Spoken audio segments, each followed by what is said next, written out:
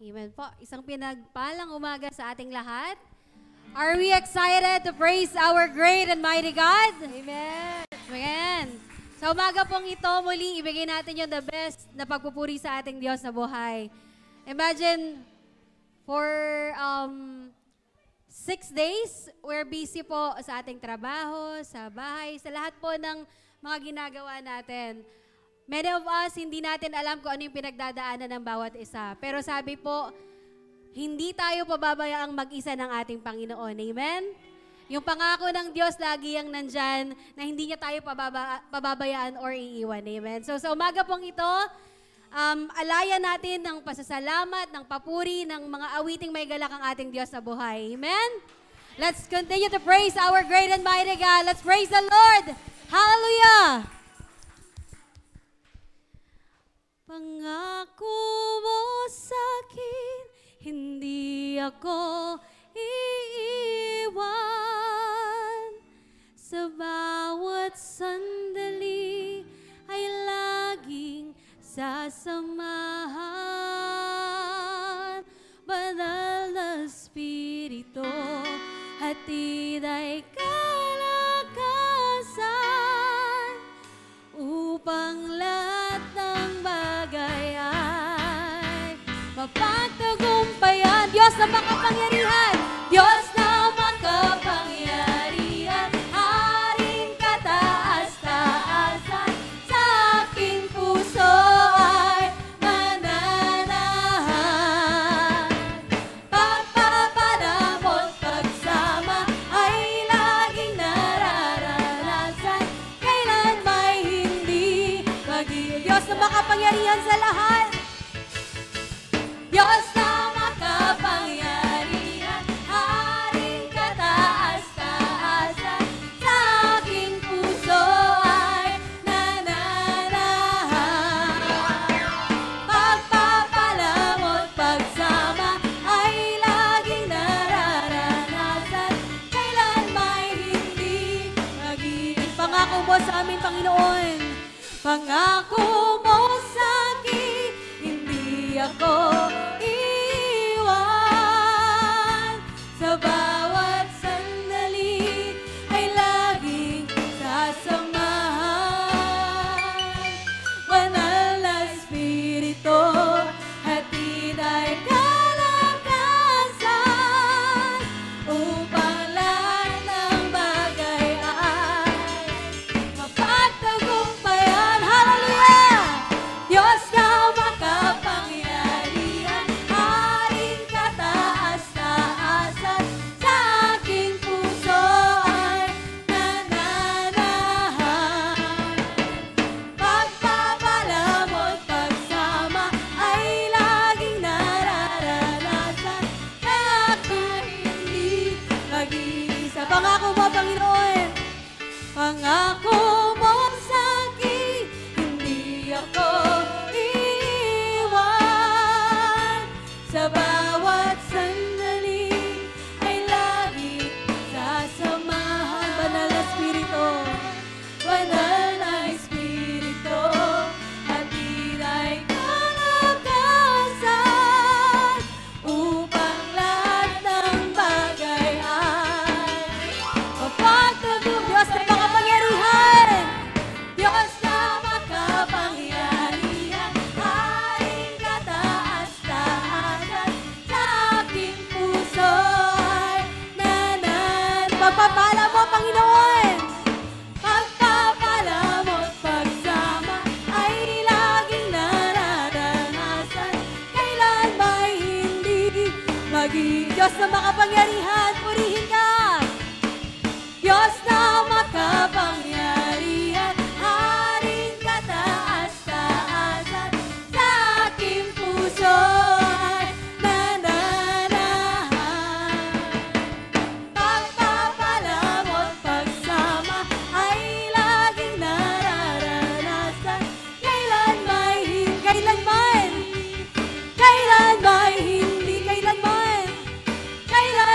hindi mag-isa. Hallelujah! Diyos natin mabuti, ang Diyos natin dakila, ang Diyos natin tapat, di nagbabago. Ang Diyos natin mabuti, ang Diyos natin mabuti, ang Diyos natin dakila, ang Diyos natin tapat, di nagbabago. Hallelujah!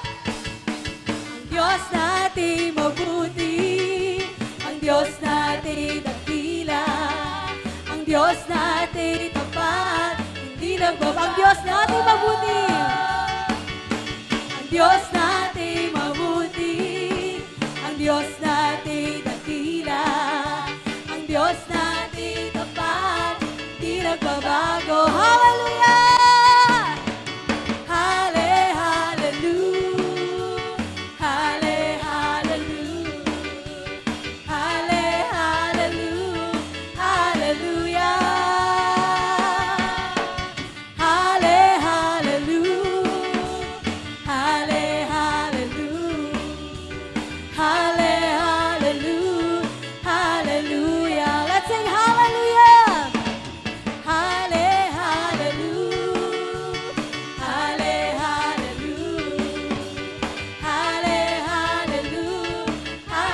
Diyos natin mabuti. Ang Diyos natin mabuti, ang Diyos natin dakila, ang Diyos natin tapat, di nagbabago. Ang Diyos natin mabuti. Ang Diyos natin mabuti, ang Diyos natin dakila, ang Diyos natin tapat, di nagbabago. Purihin ka, O Diyos. Diyos natin mabuti, ang Diyos natin dakila, ang Diyos natin tapat, di nagbabago. Ang Diyos natin mabuti, ang Diyos natin dakila, ang Diyos natin tapat, di nagbabago. Let's sing hallelujah. Halle, hallelujah. Halle, hallelujah. Halle, hallelujah. Hallelujah. Hallelujah. Halle, hallelujah. Halle, hallelujah. Halle, hallelujah. Hallelujah. Hallelujah. Halle, hallelujah. Woo! Purihin ka, Panginoon. Hallelujah. Hallelujah. Ang Diyos natin mabuti. Ang Diyos natin mabuti, ang Diyos natin dakila, ang Diyos natin tapat, hindi nagbabago. Ang Diyos natin mabuti, ang Diyos natin dakila, ang Diyos natin tapat, hindi nagbabago. Diyos natin tapat. Ang Diyos natin tapat, hindi nagbabago. Ang Diyos natin tapat, hindi nagbabago. Salamat, Panginoon. Salamat sa iyong katapatan sa aming buhay. Purihin ka, Panginoon. Hallelujah. Hallelujah. Panginoon, patuloy ko nga pong kumilos sa aming kalagitnaan, sa aming pagsamba. Worship you, Jesus.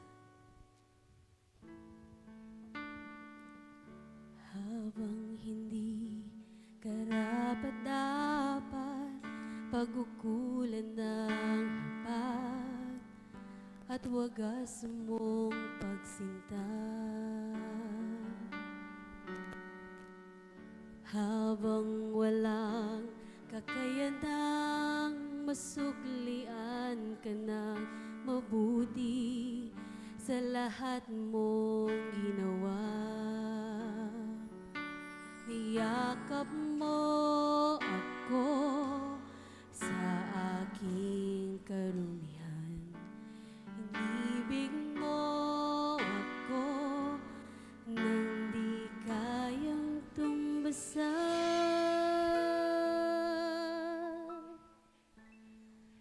O Diyos ng katarungan at katuwiran na kahit minsa'y di nabahiran ang kabanalan, kalwalhatian. Salamat sa sukdulang biyaya mo, O Diyos ng pag-ibig na mas malawak pa kaysa aking mga pagkakasala. Higit pa sa buhay ko, salamat sa sukdulang biyaya mo. Hallelujah. Habang kami hindi karapat-dapat, O Diyos. Habang hindi karapat-dapat, pagkukulan ng habag at wagas mong pagsinta. ang walang kakayanan, masuklian ka ng mabuti sa lahat mong ginawa.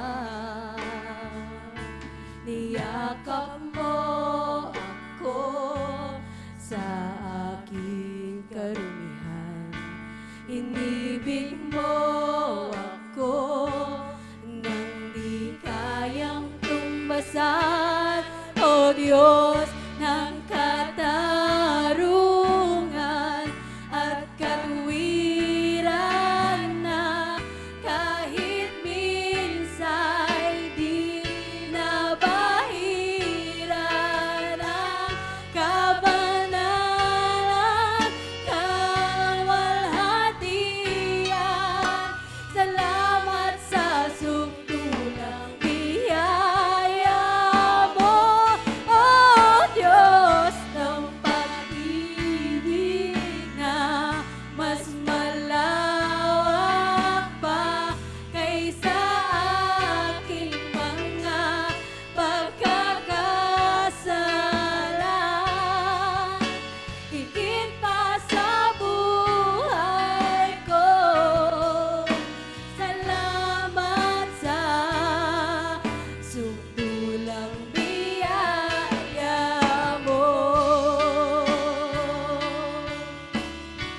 Salamat, Panginoon. Salamat sa pag-ibig mo sa amin, O Diyos. Hallelujah.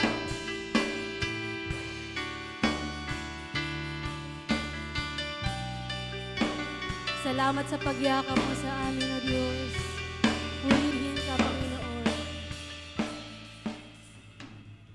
Niyakap mo ako sa aking karumihan, inibig mo ako nang di kayang tumbasan. Niyakap mo ako sa aking karumihan, inibig mo ako nang di kayang tumbasan. O Diyos ng katarungan at katwiran na kahit minsa'y di nabahiran ang kabanalan, kaluwalhatian.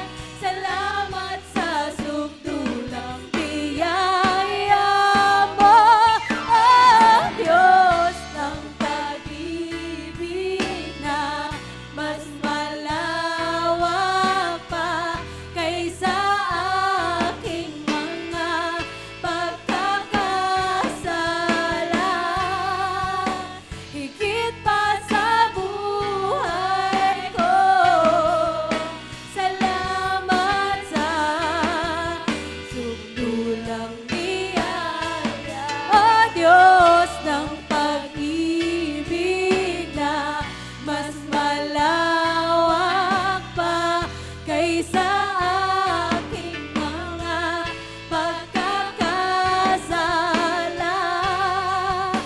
Higit pa sa buhay ko, salamat sa sukdulang biyaya. O Diyos ng pag-ibig na mas malawak pa kaysa aking mga pagkakasala.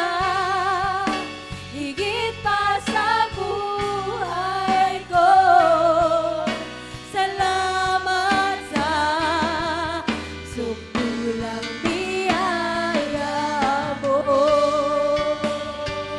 Salamat, O Diyos.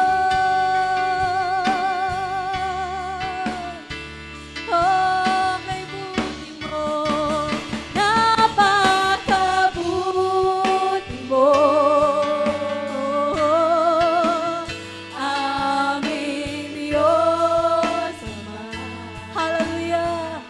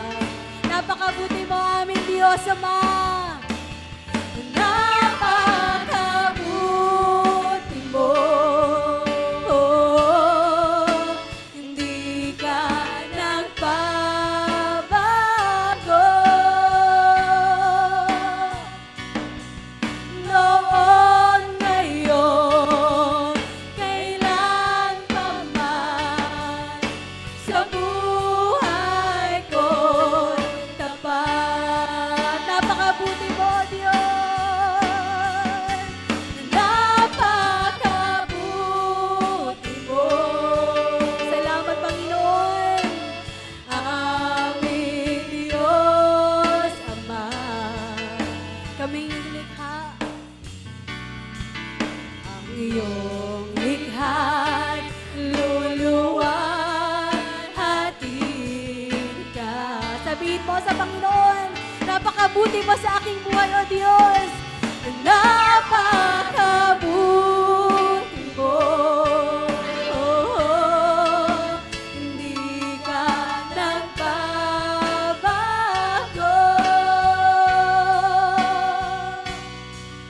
Noon, ngayon, kailan pa man, sa buhay ko'y tapat.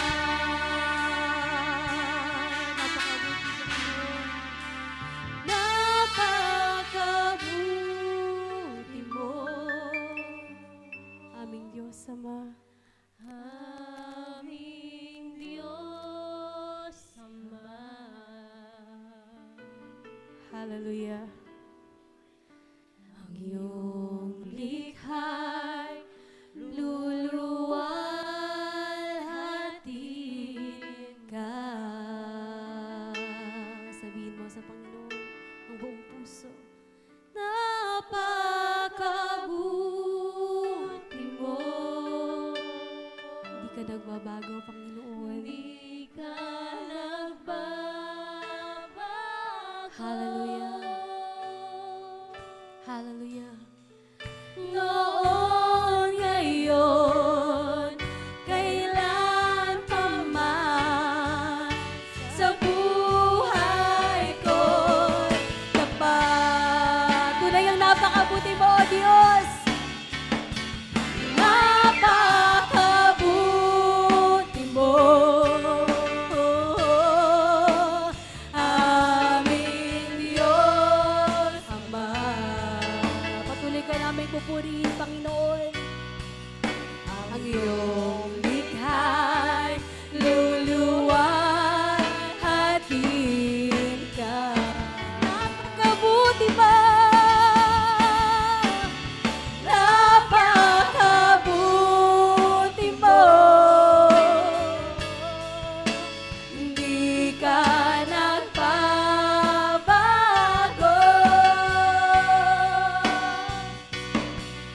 Noon, ngayon, kailan pa man. Noon, ngayon, kailan pa man. Noon, ngayon, kailan pa man. Sa buhay ko'y tapat. Hallelujah, wala kang katulad, O Diyos. Wala kang katulad, wala nang higit sa'yo. Wala kang katulad, Walang papantay sa'yo, Panginoon. ikaw lamang ang nag-iisang Diyos. Ikaw ang Diyos, noon pa man, maging ngayon at kailanman. Sa habang panahon, wala kang katulad. Wala kang katulad, O Diyos. Wala kang katulad, wala nang higit sa'yo. Wala kang katulad, wala nang papantay sa'yo. Ikaw ang Diyos, noon pa man, maging ngayon at kailanman. Sa habang panahon, wala kang katulad, O Diyos. Wala kang katulad, wala nang higit sa'yo. Wala kang katulad, wala nang papantay sa'yo. Ikaw ang Diyos, noon pa man, maging ngayon at kailanman. Sa habang panahon, wala kang katulad. Hallelujah. Purihin ka, O Diyos. Nag-iisa ka lamang sa aming buhay, Panginoon. Purihin ka, O Diyos, sa dakila. Hallelujah. Wala kang katulad, Panginoon. Wala nang hihigit sa'yo, Diyos. Wala kang katulad, wala nang higit sa'yo. Wala kang katulad, wala nang papantay sa'yo. Ikaw ang Diyos, noon pa man, maging ngayon at kailanman. Sa habang panahon, wala kang katulad, O Diyos. Wala kang katulad, wala nang higit sa'yo. Wala kang katulad, wala nang papantay sa'yo. Ikaw ang Diyos, noon pa man, maging ngayon at kailanman. Sa habang panahon, wala kang katulad, Panginoon. Wala kang katulad, wala nang higit sa'yo. Wala kang katulad, wala nang papantay sa'yo. Ikaw ang Diyos, noon pa man, maging ngayon at kailanman. Sa habang panahon, wala kang katulad. Ikaw lamang ang Diyos. Ikaw ang Diyos, noon pa man, maging ngayon at kailanman. Sa habang panahon, wala kang katulad. Ikaw ang Diyos, noon pa man, maging ngayon at kailanman. Sa habang panahon, wala kang katulad.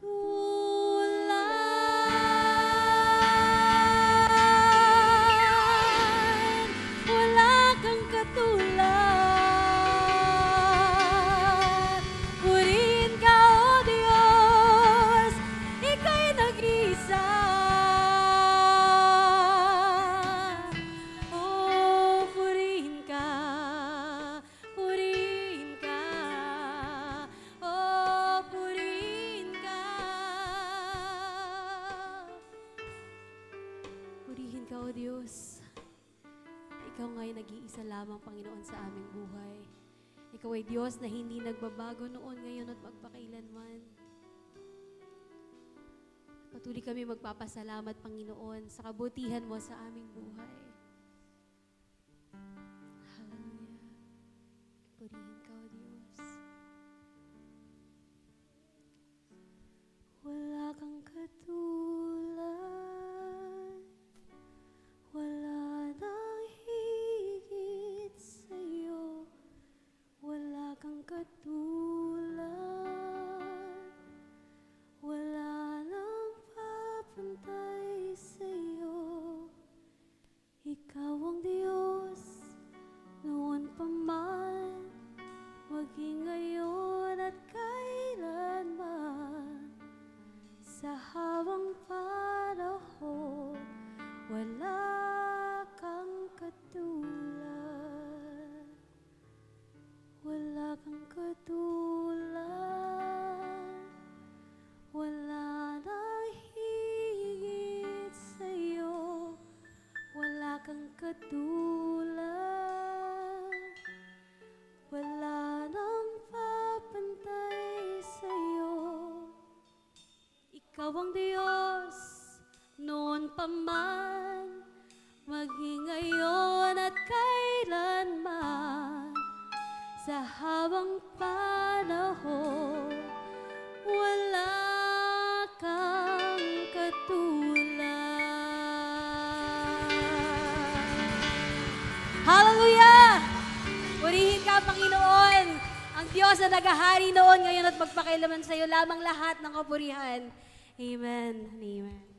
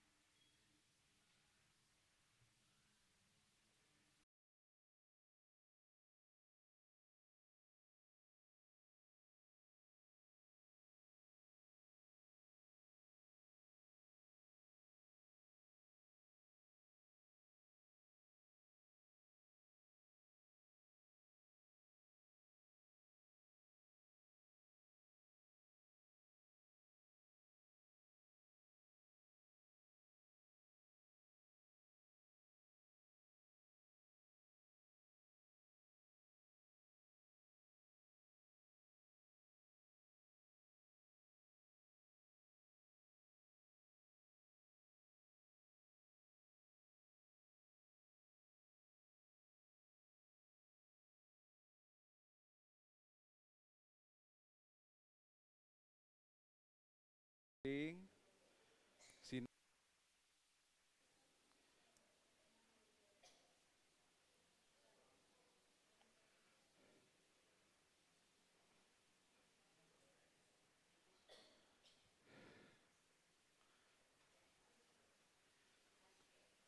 Good morning. Palakpakan natin ang Diyos na buhay. Hallelujah. Praise God. Buksan po natin ang ating Biblia sa aklat po ng 1 Peter chapter 4, verse 12 to 16. 1 Peter chapter 4, verse 12 to 16.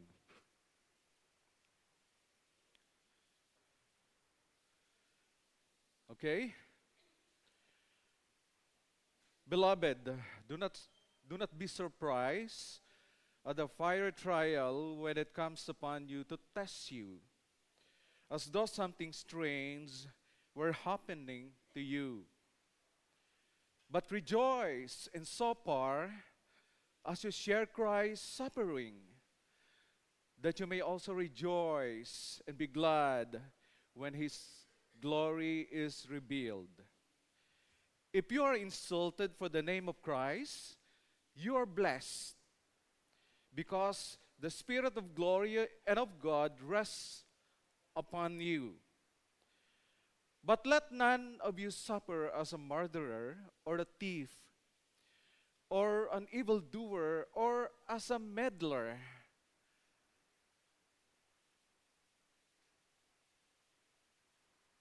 Yet if anyone suffers as a Christian, let him not be ashamed, but let him glorify God in that name.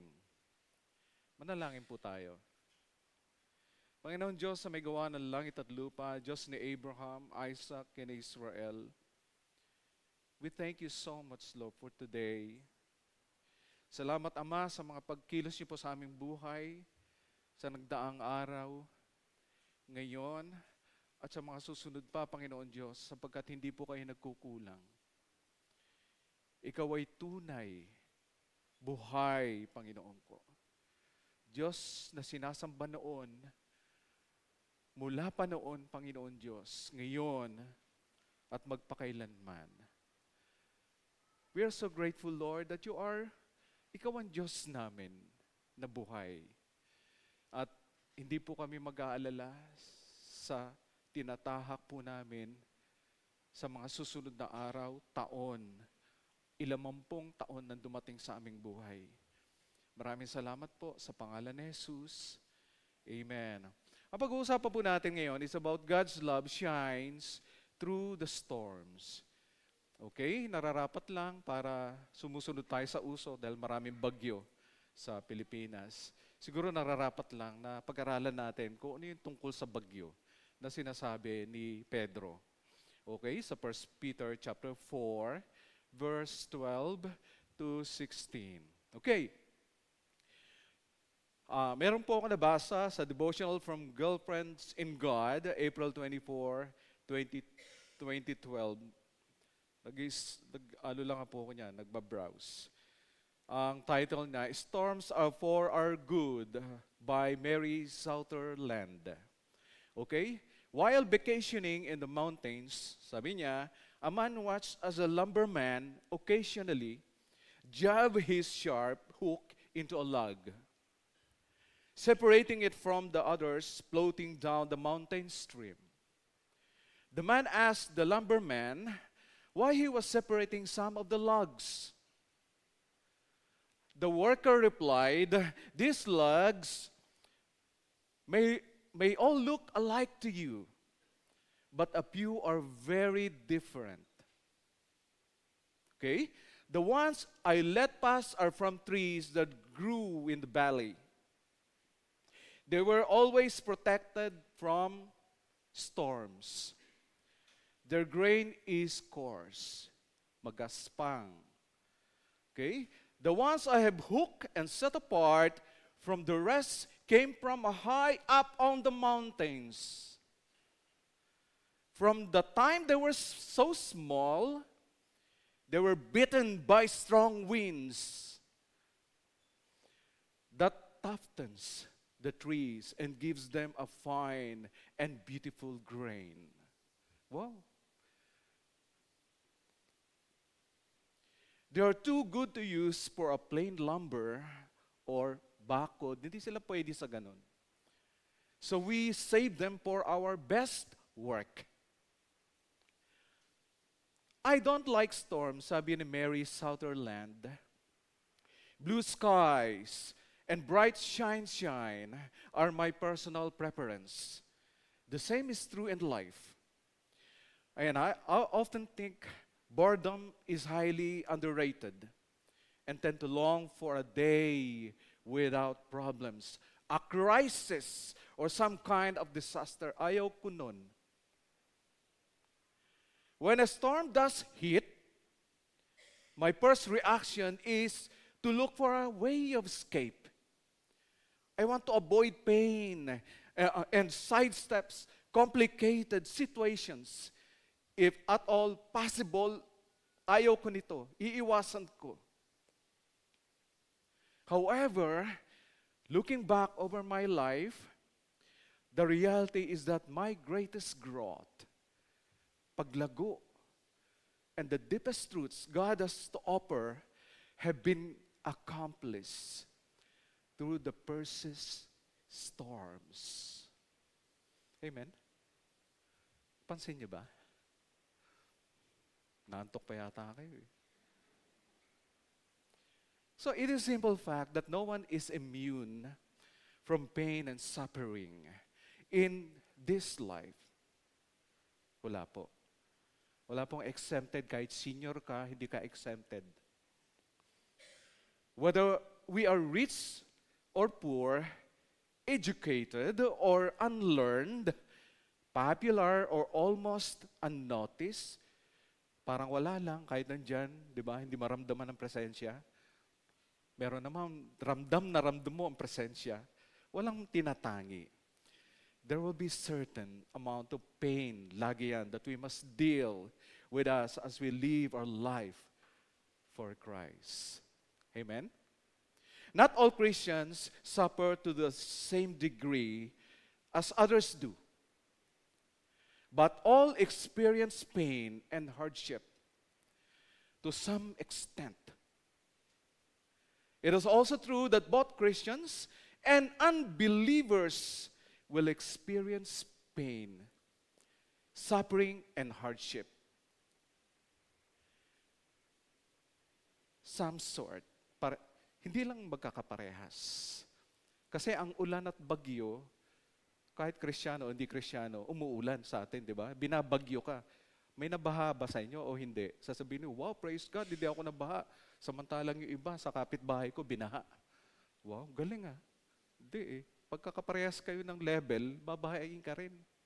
Kahit hindi ka, kahit Kristiyano. Kristiyano ka. Okay. Today, God has an answer for you and me. Pag-usapan natin yan para mag-enjoy tayo kahit may bagyo. Okay, we should remember that the entire epistle of 1 Peter was written to early first century Christians. Hindi po sa inyo sinulat ito. Okay, first, titingnan muna natin kung sino ang audience o recipient ni Peter. Okay, Christians who were beginning to endure great trials because of their faith.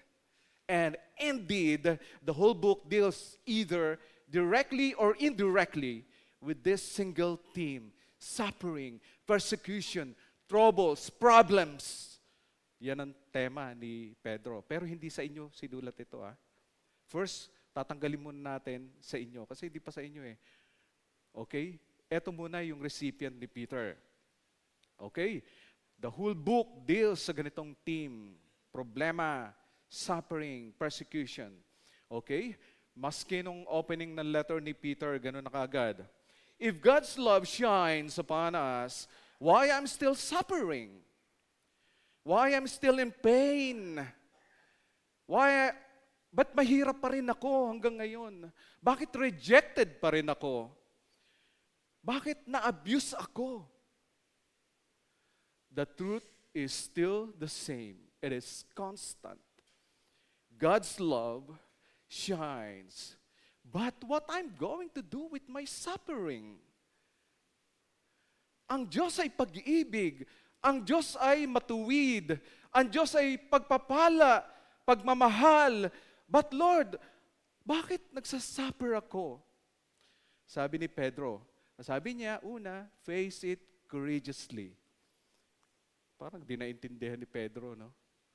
Sabi niya, face it courageously or courageously face it. In verse 12, Beloved, do not be surprised at the fiery trial when it comes upon you to test you, as though something strange were happening to you. Sabi niya. Malinaw? Dinig po? Clear? Okay. The first thing the early followers of Christ need to do is face it. The first recipient ni Peter, sabi ni Peter, face it courageously, with courage. Okay? Because you can't run from it or outrun it. No way. Hindi pwede. Kaya sabi ni Pedro, face it courageously. Understand that Peter is not referring to the ordinary sufferings. Trials and inconveniences, you know. Diba? Wala lang pera sa atin ngayon. Hindi yun ang ibig sabihin ng trials ni Peter. Kakaiba ito. Okay? Peter is talking about fiery trials. These are extremely intense and prolong and threaten the very lives of early believers. Hindi ito yung hiniwalayan ka ng boyfriend mo, wow, nasa trials ako. Hindi ito ganun. Hindi yun ang comparison nitong fiery trials na sinasabi ni Pedro. Wala ka lang pera sa GCash, wow, Lord, nasa trials ako ngayon. Hindi ito yun. Ha? Hindi lang nagbayad yung tenant mo, wow, Lord, nasa trials ako ngayon. Hindi yun. Iba ito, kapatid, okay? Nero went after the followers of Jesus Christ for political reasons. Okay, ito na reason. This happened after a big fire destroyed much of Rome and affected its religious and social life. Then Nero blamed the disaster on Christians living in and around the Roman Empire. Okay? Yun ang scenario. And thousands of Christians were brutally tortured because of this, and burn at the stake as a result. Siguro nakita nyo sa history na may sinusunog ng mga tao, di ba? Napansin nyo, na-encounter nyo na ba ito? Ito po ang correlation niyan, yung sinasabi ni Peter. Yung mga Kristiyano nagtatago. Peter's reference to fire in this verse would have been particularly touching and understood clearly by his original readers, original recipients. Hindi kayo, ha? Okay. Peter encouraged his audience to face it courageously instead of running away. How far can you go and hide?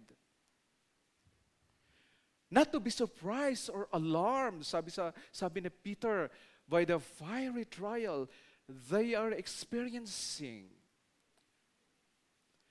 Talagang mangyayari yan kahit na ikaw ay naniniwalang ang Diyos ay pag-ibig. They need to understand it is a test of their faith. It is a test of their faith kay Jesucristo. Kasi hindi kayo talaga makakatakbo. And Peter suggests that it is abnormal not to face trials and tests of our faith. Abnormal daw ang mga Kristiyanong hindi nakakaranas ng problema.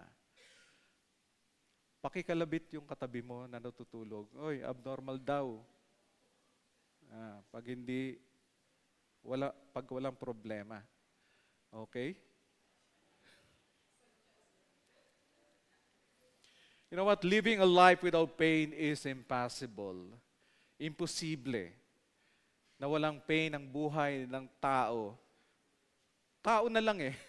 Ang tao, ibig sabihin Kristiyano at unbelievers. Okay, facing courageously with God means living living with it despite of fear, trusting God that God will provide the courage to respond as He desires. We have some experience with trials, but not like what Peter mentioned. Hindi pa natin nasubukan yan. Okay? Many sincere Christians face everyday struggles, such as unexpected expenses, stress from deadlines, di ba? Dealing with illnesses or surgery, getting stuck in traffic. Minsan nagbabarilan dahil sa traffic, di po ba? O yan, kasi nakaka-stress talaga. And arguments with their spouse, di ba? So, ito yung mga degree lang natin eh. Hindi yung sinasabi ni Pedro, kakaiba. Okay? Although these examples do create temporary stress and hardship, to a certain extent, they cannot rightly be classified as the type of trial Peter is indicating here in verse 12. Iba. Wala pa sa kalingkingan noong nangyari sa mga naunang believers, yung mga nangyayari sa buhay natin. Harapin sa biyaya ng Diyos. Normal lang na nangyayari sa mga tao yan, pati sa ating mga Kristiyano. Ang maganda sa atin ay pagsubok na hinahayaan ng Diyos. Buhay mo at ako ay hinahayaan ng Diyos na makadumaan sa... Alam mo, pagpapala eh. Sa mga hindi Kristiyano, ang tawag dito, ano? Ano ang tawag sa mga sa hindi Kristiyano? Kamalasan. Puro kamalasan na nangyayari sa buhay ko. Humingi lang ng pera ang anak mo, kamalasan yan. Pero ito, iba itong klase. Ang trial sa binibigay sa atin ay pagpapala ng Diyos. Storms of life. Okay, in October 2023, I was diagnosed with cancerous polyps, 2023 po, in my colon. So this experience reminded me of the unexpected nature of trials, tests sa buhay ko. So I didn't express my feelings to God. I faced it quietly. Siyempre, sinabi sa akin ng doktor, natulala ako. Si Ate Yolay lang iyak.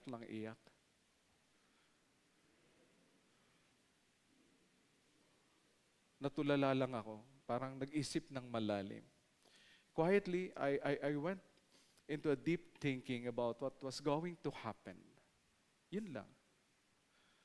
Pero, andyan na yan eh. Di nagpatuloy na lang din ako sa buhay ko. Wala naman ako magagawa. I face it with the strength of God. The scripture reminds us, do not be surprised. Whether we're ready or not, challenges will come. Many Christians today appear surprised when they face difficult circumstances and challenges. Instead of facing courageously, they try in vain to escape from suffering and pain by using alcohol and drugs or through other dangerous, unwise practices. Instead of facing courageously, they try in vain to escape from it. Some deny that pain and suffering exists. Katulad ng mga prosperity gospel na nagtuturo, manampalataya ka, tanggal yan. Pag kulang ang pananampalataya mo, abay, kulang ka kasi. Kailangan sobrahan mo. Magbigay ka para, yan, yung mga ganyan ba? Hindi itinuturo na kailangang harapin ang problema. Na may pananalig sa Diyos. Ang Diyos ang kikilos. And you will overcome any kind of situations because God is with you. But, you will experience pain. May aray. Alam nyo, nabasa ko yung book ni Philip Yancey. Nalimutan ko lang yung title niya. It's about the blessing of pain. ang pain daw mahalaga para sa katawan ng tao. Yung mga kumukuha ng, yung mga nurses dyan, mga doktor, napakahalaga raw niya. Kasi pag walang pain sa'yo, imagine mo, kinakain na ng aso yung katawan mo, yung hindi ka pa rin nakakaramdam ng pain.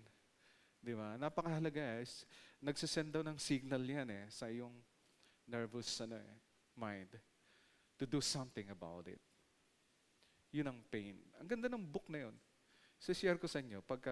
Actually, sinare ko sa FB ko to Kasi very timely yung book na yun ni Philip Yancey.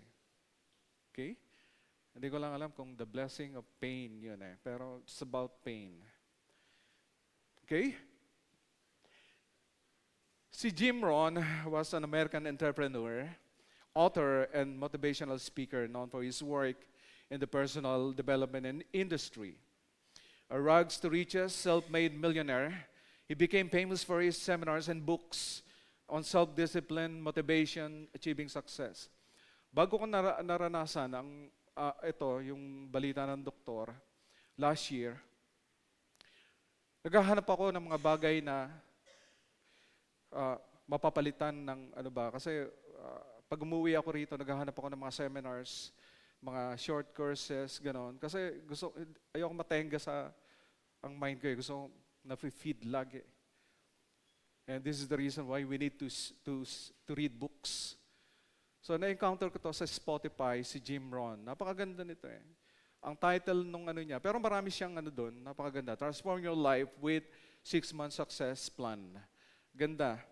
Okay, sabi niya, he emphasizes personal growth over seeking easier circumstances. Ang ibig sabihin lang nito ay harapin kung ano man ang dumating sa buhay ng tao. Instead na tanggalin ang problema at ipanalangin sa Diyos na biyayaan ka niya ng grasya, karunungan na malampasan lahat ito. Sabi niya, don't wish it was easier. Wish you were better. Don't wish for lesser problems. Wish for more skills. Don't wish for less challenges, wish for more wisdom. The major value of life is not what you get. The major value in life is what you become. Napakaganda. Instead na TikTok ang lagi natin titingnan, o YouTube, o mga chismis, o kaya yung mga tawag nito, yung mga nangyayari sa politika ngayon, garbage in, garbage out. Kaya mapapansin natin yung ating mga tawag nito, kahit mga Kristiyano nakikipag-away na sa FB nang dahil sa politika. Away from it. Feed your mind of something good. So that you can go on in this life at alam mo kung saan ka huhugot. And then he value about writing, journaling. Pag binasa mo to, binavalue niya yung journaling. Wag mong kaliligtan na isulat. Don't just memorize it. Write it.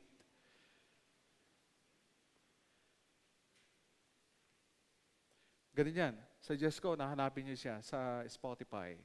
Napakaganda. Okay, God's love shines through the storms. Whether you understand it or not, the truth remains the same. God's love shines through the storms. And what is the best thing to do with your pain? What is the best thing to do with your pain? Face it, live courageously. The only realistic and acceptable response to suffering and pain is to live courageously with the help of God. With the help of God.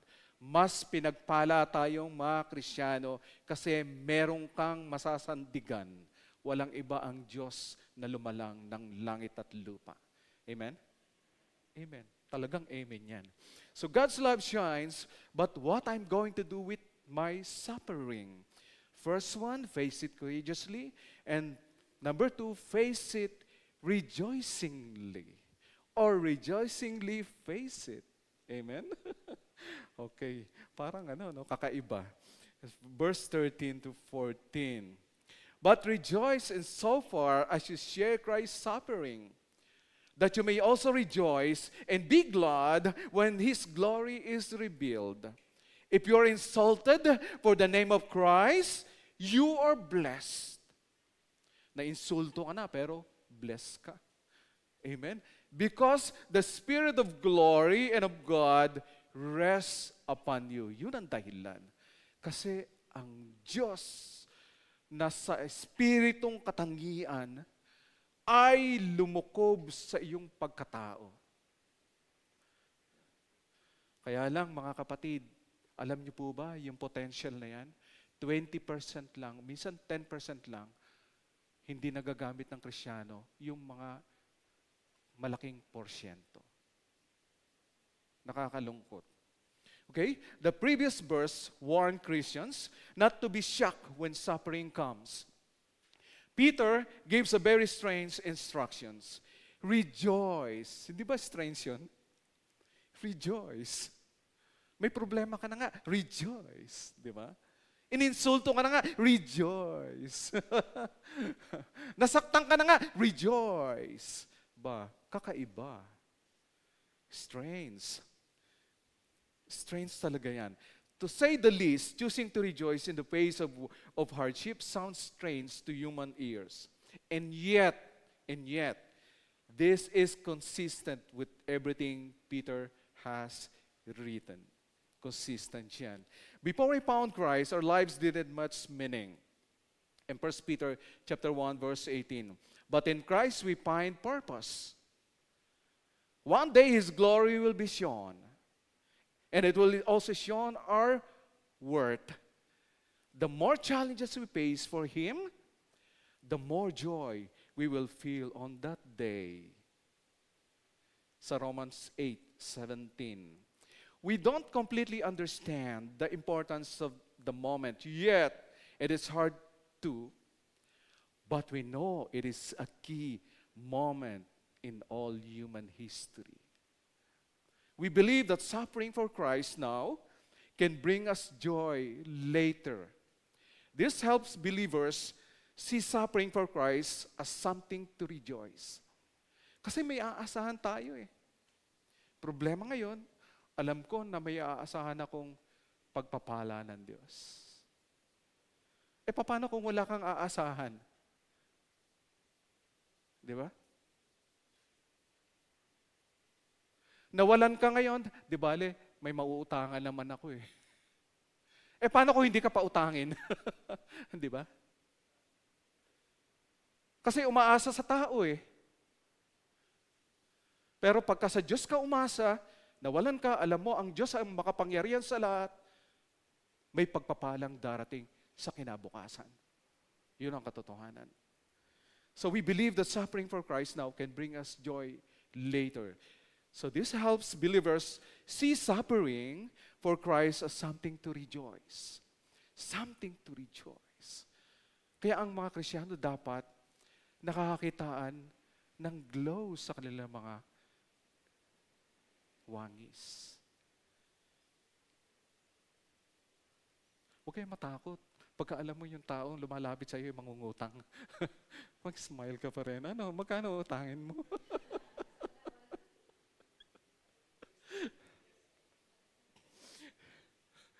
Suffering for Jesus Christ is profitable for you and for me. In verse 13, Peter declares that suffering is blessed with the glory of God only to the extent that you suffer for Him. Okay? Sabi, only to the extent that you suffer for Him. As he testified to God's transforming power, the Apostle Paul said he wanted to know the fellowship of his suffering. He's suffering for the sake of Christ. He's suffering because of Christ's death. He's suffering because of the cross of Calvary. Worth ang suffering po ng bawat isa. In Philippians chapter 3, verse 10, that I may know Him in the power of His resurrection, and may share His sufferings, becoming like Him in His death. Okay, pag may mga ganitong suffering, alam mo na si Kristo, nang dahil kay Kristo, ang lahat ng ito. Parang gumagaan ang lahat na pinagdadaanan mo. James gives us some insight into this aspect of suffering when he says, "My brethren, count it all joy when you fall into diverse temptations. Sabi ni James, meron silang nagtutugma. May jibe yung kanilang mga letters. Okay? The Greek word rendered count in this verse means consider or reckon. It involves making a mental evaluation and not an emotional response. Kapatid, it is not an emotional response. Yung sinasabing rejoice ni Pedro rito, it's not about emotion. The early church faced severe persecution, but they responded with rejoicing because they had been considered worthy to suffer for the cause of Christ. In Acts chapter 5, verse 41. The response Peter calls for is based upon a choice alone and not upon personal feelings. Kapatid, ito na naman it's not about emotion, but it is a choice. The true meaning of rejoicing is you rejoice even if there is pain. You rejoice even if you suffer for righteousness' sake. Take note, for righteousness' sake. Ito yung naglilingkod ka tapos nakatanggap ka ng magandang balita tungkol sa kalagayan ng pamilya mo. Pero nagtutuloy ka pa rin sa paglilingkod. Nagdi-disciple ka pa rin. Nag-share ka pa rin ng gospel. Tumutupad ka pa rin sa mga tungkulin mo sa Bible studies. Ito yung naglilingkod sa Diyos. Ito yung habang naglilingkod ka, bigla kang nawalan ng trabaho, pero nagre-rejoice ka pa rin. Alam mo, nakikilos ang Diyos, papalitan ka ng mas magandang trabaho. Naglilingkod ka, pero nawala ka ng trabaho.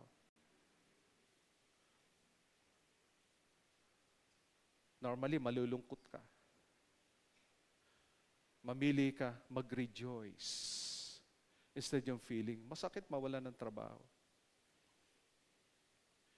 The Lord will never leave you, nor forsake you. In verse 14, because the Spirit of glory and of God rests upon you. He owns you. He owns you.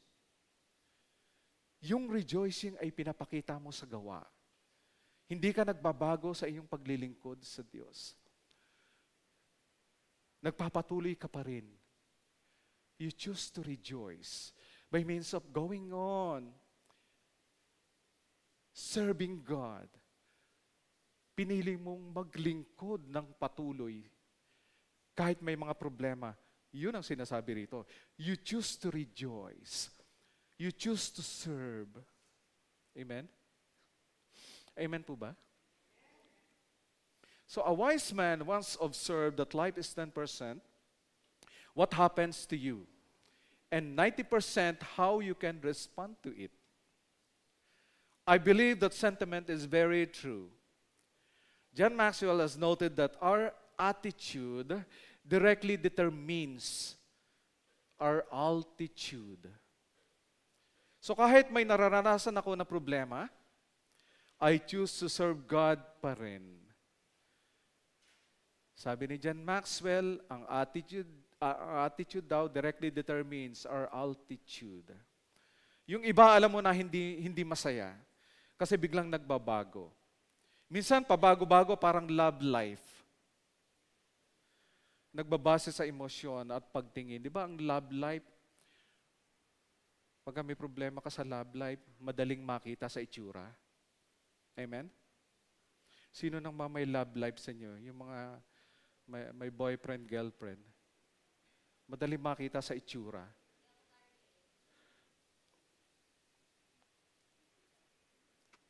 So many Christians seem to base their responses to pain and suffering solely upon emotion and feelings.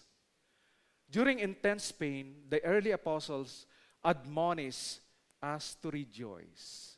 Okay, I believe I grew more spiritually during challenging times for the cause of Christ. I didn't see much growth in my faith when things were going well. You can rejoice in your suffering because the Spirit of glory and of God rests upon you. Pag may problema, kapatid, harapin at mag-rejoice. Kasi yan ang chance para lumago pala sa buhay Kristiyano. Okay? Mag-grow ka bilang Kristiyano kung hinaharap mo ang problema. Ang may rejoicing sa tulong ng Diyos, hindi ka natatakot. Sa mga leaders ng church, lalago ka bilang leader kung nag-i-enjoy ka na humarap sa mga issues sa buhay.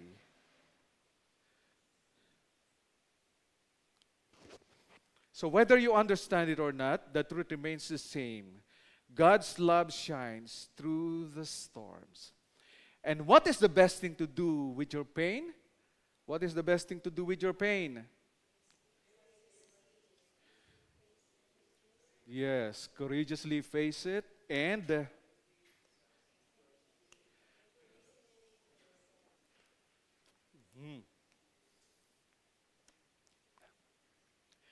yung rejoicing dito ay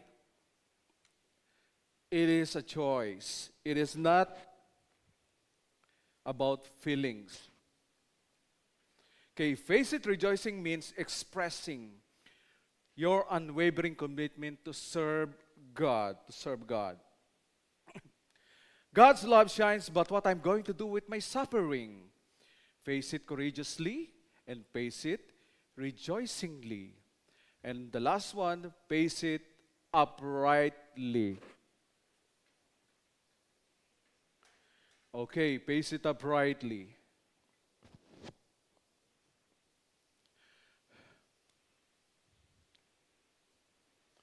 But none of you suffer as a murderer or a thief, or as an evildoer, or as a meddler. Yet if anyone suffers as a Christian, let him not be ashamed, but let him glorify God in that name. So in this verse, last verse, Peter addresses the different reason for suffering. He distinguishes between suffering because of wrongdoing, such as being a murderer, thief, criminal, evildoer, or a meddler, and suffering for being a Christian. So, dinipreciate niya yan. So, Peter acknowledges that there may be suffering in a believer's life, but it should not be because of sinful or criminal behavior. Okay, so Peter acknowledges that there may be suffering in a believer's life, but it should not be because of sinful or criminal behavior. And Peter's point is that these people suffer justly. They deserve the punishment they receive because they have violated the law. Kasi may violation eh. So some kinds of hardship are self-inflicted, while other types are forced upon us by others. Many Christians suffer because they have made wrong choices in life. Nagkamali ng pagpili. Hindi ka masaya, hindi ka komportable ngayon because God allowed you to go through the natural result of unwise choices you had. Dahil sa mga maling pagpili. So others may suffer because they are reaping what has been sown in the past. Yung mga kasalanan na ginawa mo noon na hindi mo hiningi ng tawad sa Diyos. Mga pagkakamali na hindi mo hiningi ng tawad sa Diyos. Kaya nagsasuffer ka ngayon. So still others may experience pain because they are enduring the correction of God because of unconfessed sins. You can suffer for both right and wrong reasons.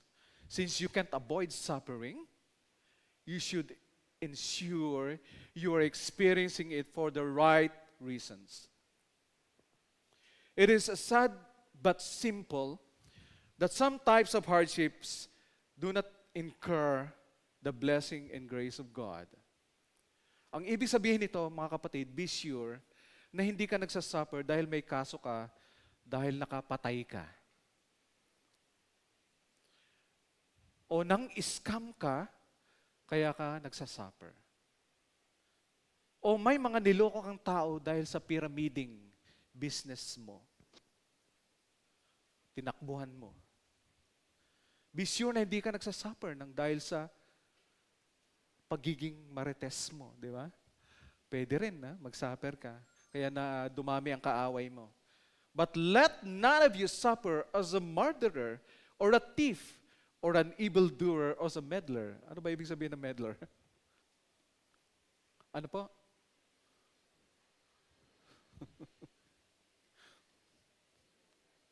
Meddler, pakikisawsaw sa buhay ng may buhay.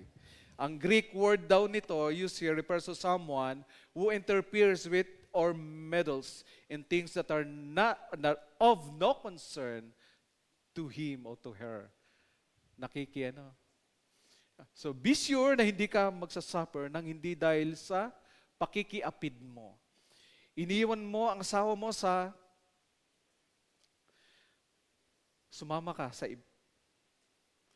hindi ka man nagsasuffer ngayon, mararamdaman mo, kapatid, habang tumatagal, kasi may naagrabiyadong tao. Yet, if anyone suffer as a Christian, let him not be ashamed, but let him glorify God in that name. So here Peter encouraged believers not to be ashamed if they face suffering for their faith. Instead, they should see it as an opportunity to glorify God and bear witness to their identity as a followers of Christ. Okay, suffering as a Christian, it's seen as a badge of honor rather than a cause for shame. Okay, badge natin yan. Parang, nagsasuffer ka for Christ. Wow. This encourages us to be uprightly and face persecution with courage, knowing that the ultimate reward is in heaven. Alam mo yung mga kapatid, yung mga suffering talagang dumarating sa buhay natin. Sabi nga ni Jim Rohn, sabi niya ganun, don't wish na mawala yung problema mo. Pag-pray mo na how you can overcome. Add things para sa buhay mo na ma-overcome mo yung mga bagay na yan. May mga bagay na hindi mo na talaga ma-overcome. Sabi niya, you must accept it. You cannot do anything about that. Miracle na lang ng Panginoon ang makakaano dyan. It's the same true nung matanggap ko yung balita na yan sa akin. Last 2023. Paulips ako. Natulala ako. Nakakatulala talaga. Sabi ko, ano magagawa ko? I need to go on with this life. Hindi ka dapat mahiya kung ikaw ay nagsasuffer because of righteousness. Dahil nagbibigay ng kaluwalhatian sa Diyos mo. Yung mga nang iwan nga ng asawa, nagsasama ng hindi kasali, walang kahiya-hiya eh. Hindi po ba? Ikaw na isang naglilingkod na tapat sa Diyos, ikaw na tunay tagasunod sa Diyos, mas lalo kang hindi dapat mahiya. Hindi ka dapat mahiya kung nagsasuffer ka dahil nawalan ka ng trabaho. May iniindang karamdaman na genetically ay naipasa sa iyong katawan. Bakit ka nahihiya? Ikaw na tinalikuran ng mahal mo sa buhay, tinalikuran mo ang asawa mo, mas mahiya ka. Hindi ka dapat mahiya kung binibigyan mo ng kaluwalhatian ng Diyos. Kung ikaw ay namumuhay ng tapat at matuwid. Face courageously all the issues in life. Rejoice exceedingly. It is a choice, not a feeling. Kasi ramdam mo ang pain ramdam mo ang suffering Ang sabi ni Pedro, choose to rejoice. Choose to rejoice because God is with you. Choose to rejoice because He is alive. Siya ay buhay. Just ni Abraham, Isaac, in Israel, hanggang ngayon ay buhay ang Diyos. It is not about feeling. It is about a choice to rejoice. So the early church faced severe persecution, but they responded with rejoicing because they had been considered worthy to suffer for the cause of Christ. And 1 Peter chapter 2, verse 19 to 20, I'm reading from Good News Translation. God will bless you for this if you endure the pain of undeserved suffering because you are conscious of His will. Conscious of His will. Alam mo na inaalaw ng Panginoon yan at alam mo na may katugunan ang Diyos tungkol dyan. Okay? For what credit is there if you endure the beatings you deserve for having done wrong? But if you endure suffering even when you have done right, God will bless you. 1 Peter chapter 2, verse 19 to 20. So whether you understand it or not, the truth remains the same. God's love shines through the storms. And what is the best thing to do with your pain? Face it uprightly means living a godly life. Knowing this is an opportunity to glorify God and bear witness for Christ. The good logs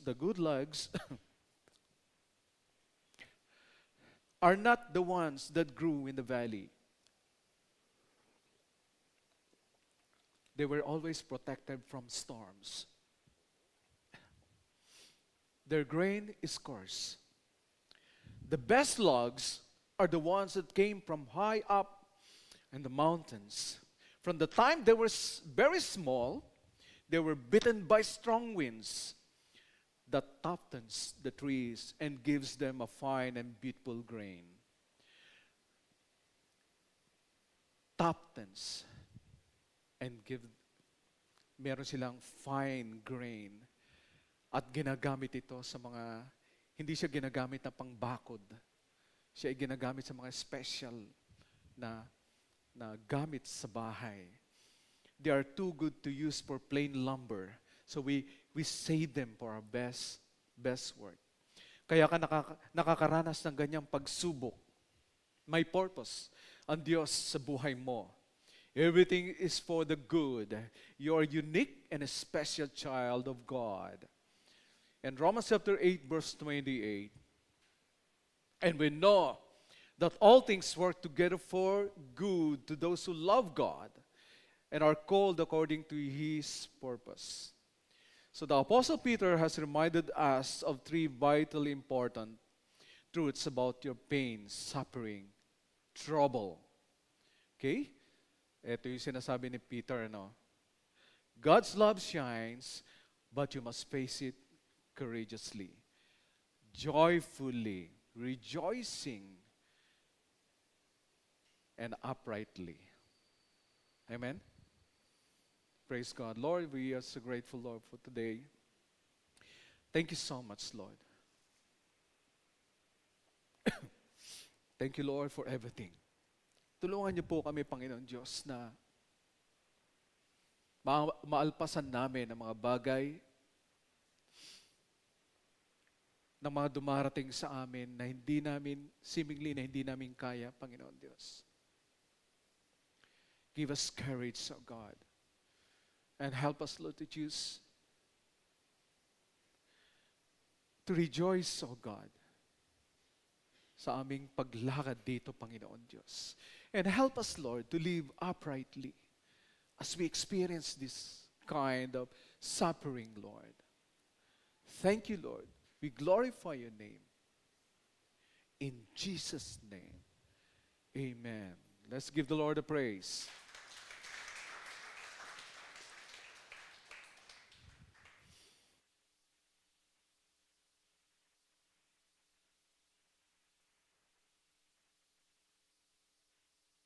Praise.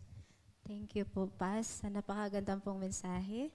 Okay po. Are we blessed? Amen. Napaka-blessed po natin na makarinig po ng salita po ng Panginoon na nakapag-encourage po sa bawat isa sa atin. So, ganina, we give God the praise and worship. Tayo yung nagbigay. So ngayon naman, ang Panginoon naman ang nagbigay din sa atin ngayon ng kanya pong mga salita. So ngayon po ulit, tayo naman po ulit ang magbibigay para sa Panginoon. So sabi po ng Panginoon sa atin na ini-encourage tayo ni Lord na magbibigay yung ating pong ikapo para po sa Kanya. Hindi para maging mayaman siya. Kasi unang-una, yung pira or yung money na bibigay po natin sa Kanya, ay hindi na po niya kailangan kasi mayaman na po ang Panginoon. Okay? Ginamit po tayo ng Panginoon, yung mga resourceful kung meron po tayo, yung mga kayamanan natin, yung mga trabaho natin, or yung mga bagay na meron tayo, ginamit ni Lord yun upang po maging katuwang po tayo niya sa Kanya pong kingdom. Amen? And we are so blessed enough na binigyan tayo ng